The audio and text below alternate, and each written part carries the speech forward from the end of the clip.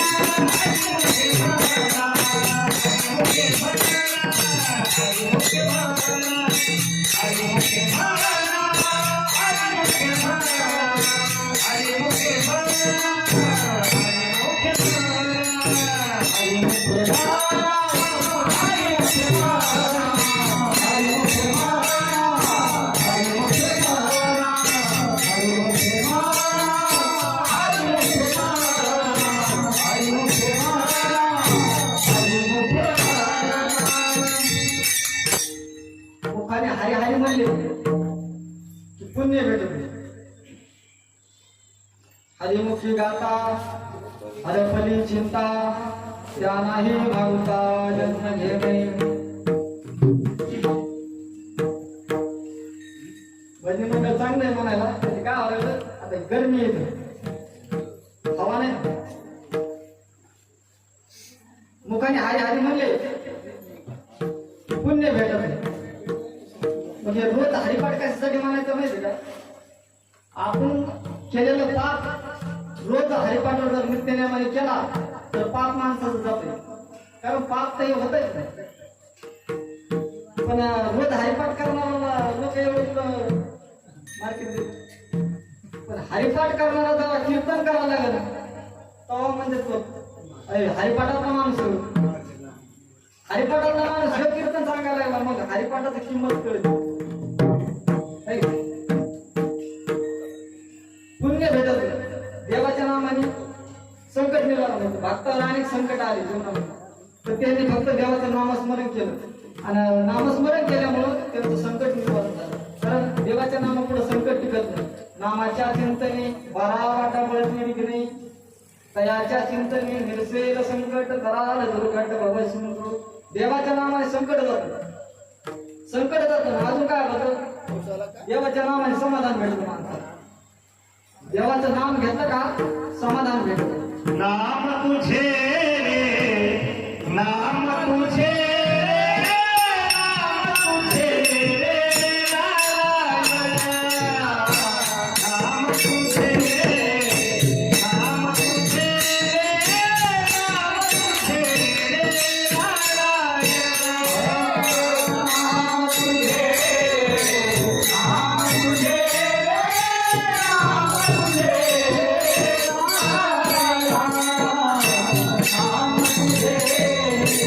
Ah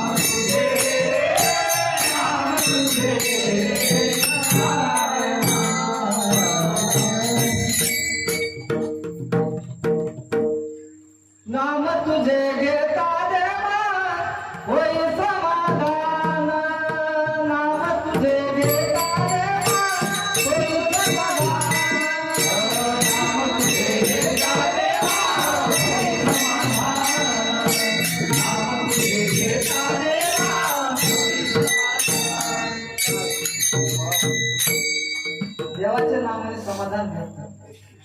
मग देवाच्या नामाचे मी इतके फायदे सांगितले तुम्हाला. आपल्याला कोण व्हायला फायदा काही आपल्याला फायदा व्हायना कशामुळे व्हायला मी सांगितलं तुम्हाला.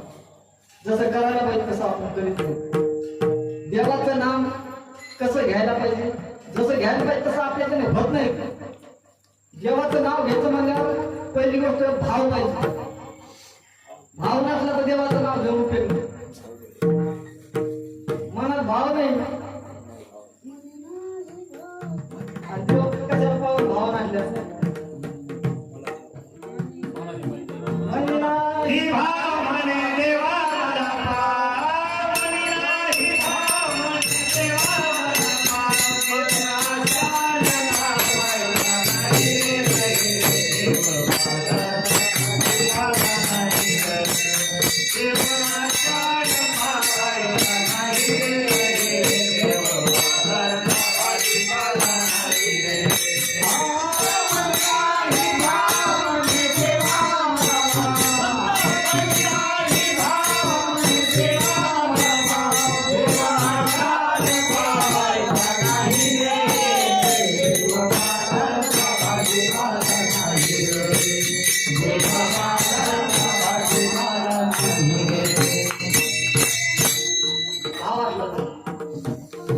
भावनेने देवाचं नाव घेतलं फायदा.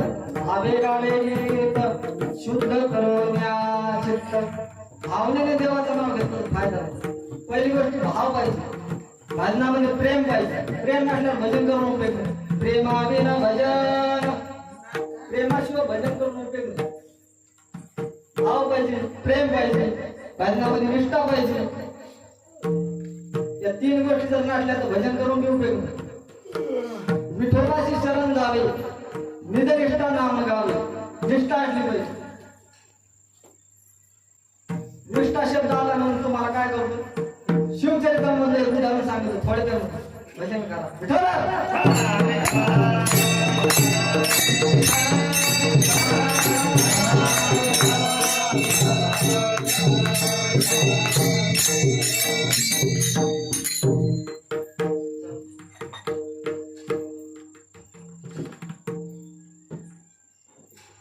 दिलेर खानाबरोबर लढत असताना छत्रपती शिवाजी महाराजांच्या काही मावळ्यांचे हात फुटले.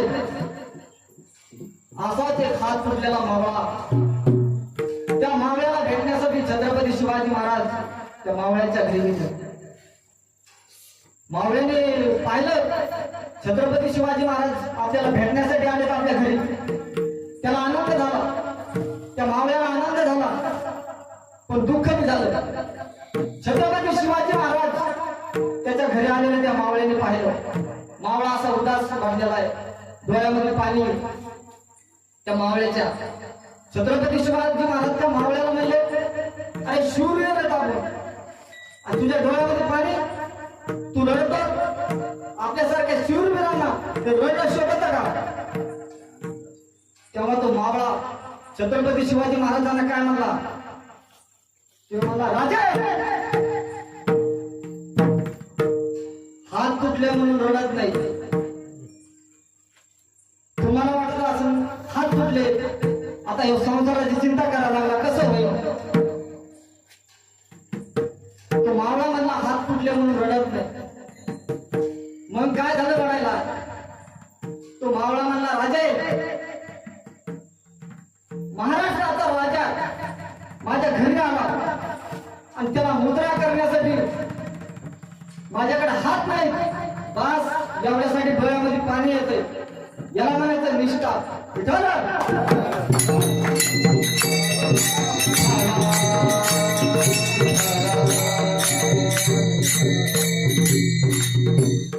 आता काय निवडणूक आल्या तुझं लाडक्या बहिणीचे पैसे सगळे पडले. आता सध्या ते लाडकी बहीण करते. फक्त निवडणुका जरा सावतर बहीण करू नका एवढं झालं. आता ते निवडणुका आल्यावर काय होत असतं माहिती का.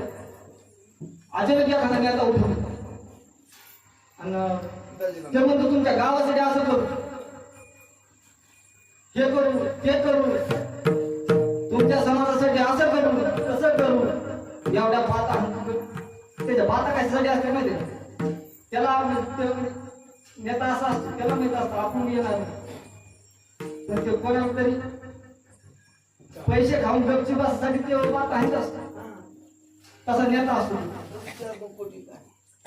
पण तुम्हाला सांगतो मी, मनोज दादा जरांगे पाटील ते काय म्हणते माहिती का, कोटी रुपये जर गेले तर समाजासोबत कधी गद्दारी करणार नाही, याला म्हणायचं निष्ठा.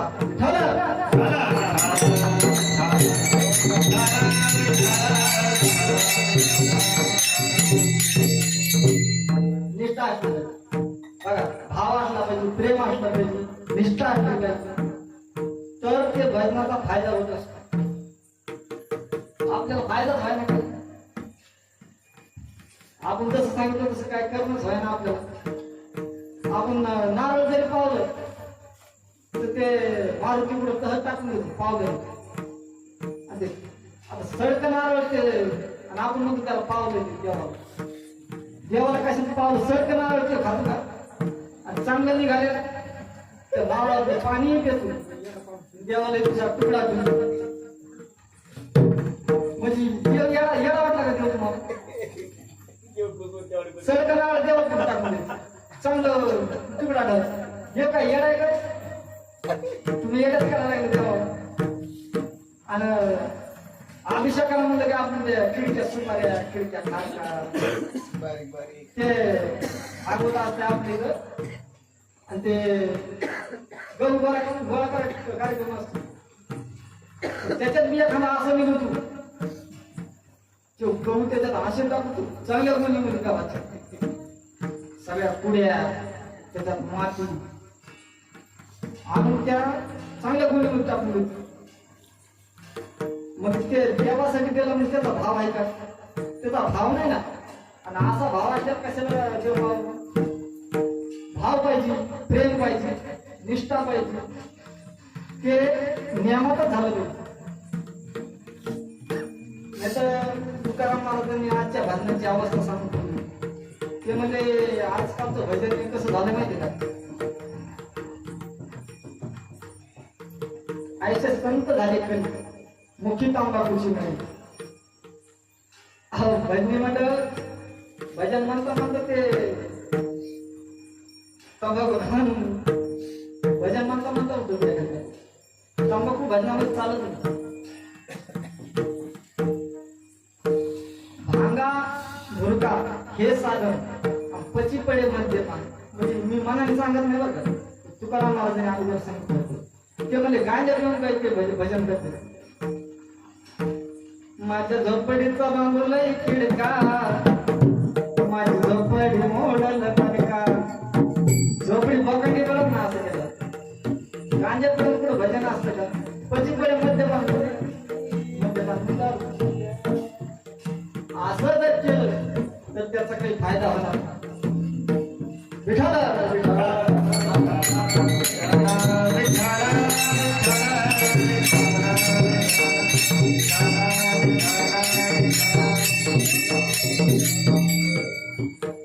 प्रेम पाहिजे, भाव पाहिजे, निष्ठा पाहिजे. तसं जर तुम्ही देवाचं भजन केलं तर नक्कीच त्याचा फायदा होईल. आज भजनाची जरा परिस्थिती गावागावात 2-2, 3-3 डोळे झाल्या भजन मंडळाच्या. एकच होय ना बरोबर. ते काय म्हणजे ते काय म्हणजे जेव्हा असला की त्याला जमत नाही, किंवा असला की याला जमत नाही. म्हणजे भजनामध्ये प्रेम पाहिजे ना, सगळ्यांनी एकत्र येऊन केलं पाहिजे. पण जमत नाही एकामेकाला. ते काय नाही का, हे म्हणून त्याला काय येतं, ते म्हणून याला काय येतं. मग अशाने प्रेम लागतं. प्रेम पाहिजे काय भजनामध्ये. अभंगाच्या दुसऱ्या चरणामध्ये तुकाराम महाराज डोळ्याला उपदेश करते. तुम्ही विठोबाचा मुख बघा. तुम्ही घ्या रे डोळे सुख, तुम्ही घ्या रे डोळे सुख, तुम्ही घ्या रे डोळे सुख.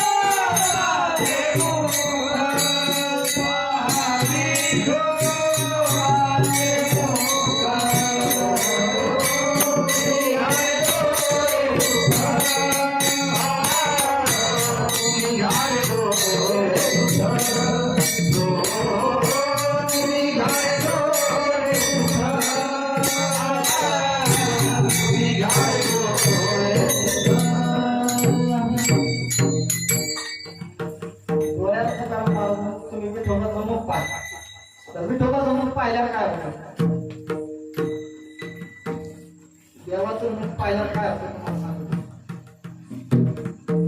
त्रेतायुगामध्ये एक आसवली तिने देवाचं मुख पाहिलं. त्रेतायुगामध्ये देव होता राम रूपामध्ये आणि आसवली म्हणजे पशु हा तिने देवाचं रूप पाहिलं. डोळे भरून देवाला पाहिलं. डोळ्यामध्ये देवाला साठीलं. देवाला पाहिल्याबरोबर तिने डोळे बंद केले. मनामध्ये देवाला साठीलं. डोळे बंद करून टाकले. बस काहीच पाहिलं नाही. देवाला पाहिलं दुसरं चट पाहायचं बंद केलं. पण त्या आसवलीच्या सोबती होत्या त्या पुढे चालल्या आणि ही उभा राहिली डोळे बंद करून. मग त्या बाकीच्या तिच्या सोबतीने विचारायला लागल्या कोण उभा राहिला. मग हिने सगळं सांगितलं घडल्याचं. ती म्हणली मी आता देवाला डोळ्याने पाहिलं त्याच्यामुळे बाकी काही पाहणार नाही आपण. म्हणजे ती म्हणजे मी एक सुंदर पुरुष पाहिला आणि बस आता मला तो भेटल्याशिवाय मी डोळे उघडणार नाही. तिने म्हणजे मनोमन ठरवून टाकलं. घराले झाले पट्टरा निमळे वरिले साबळे प्रथम मनोमन ठरवून टाकलं. पण ते बाकीच्या आसवलीने त्या आसवली म्हणून मानले तू काय बोलत आपण पशु येत आणि तो एक सुंदर पुरुष पाहिला आणि तो तुझ्या मनामध्ये बसला. असं कुठं शक्य आहे? आपण पशु येत. तर ती आसवली म्हणली मला बाकीचं काही माहित नाही. मी डोळ्याने त्याला पाहिलं. आता मी दुसरं काही पाहणार नाही. आणि काही दिवसांनी त्या आसवलीचा मृत्यू झाला. त्या आसवलीचा मृत्यू झाला ती कथा तिथंच संपली. पुढची कथा विठाला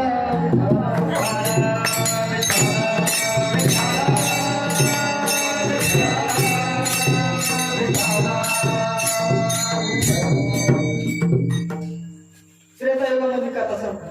द्वापर युगामध्ये कथा सुरू झाली. द्वापर युगामध्ये कथा सुरू झाली. एक दिवस भगवान कृष्ण ते द्वारकेमध्ये घरी असताना एक दिवस सकाळी सकाळी उठले आंघोळ केले आणि देवकी मातेच्या पाय पडले आणि देवकी मातेला ते म्हणले काय म्हणले मम्मी मला लग्न करायचं. आता देवकीला आश्चर्य वाटलं. देवकी माता म्हणजे तुला लग्न करायचंय पण तो 16,107 लग्न आधीच झाले.